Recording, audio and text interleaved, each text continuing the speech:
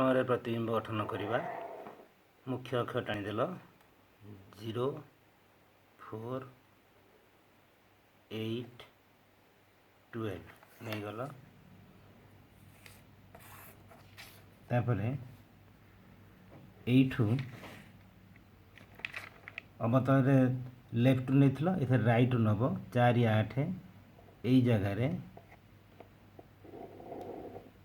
mirror देदेल यहीटा है उत्तल दर्पण हो गला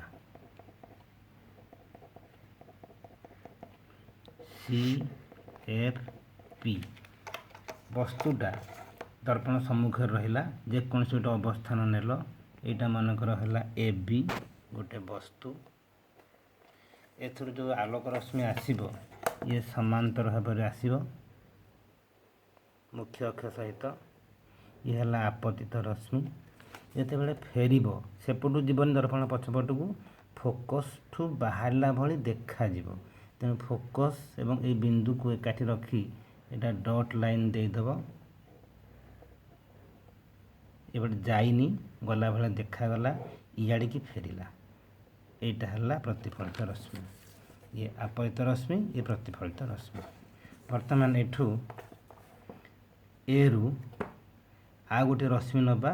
ये वक्रता केंद्र पर्यंत आसीबो वक्रता केंद्र ये सीधार आसो एपटे तो नीर ठू पछुआ आसबनी तेणु तुम यू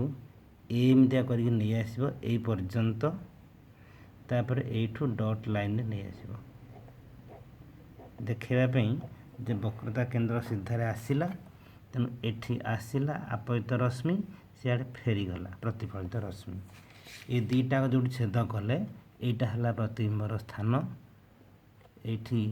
प्रतिबिंब गठित हम ए प्रतिबिंब A डैश बी प्रतिबिंब B डैश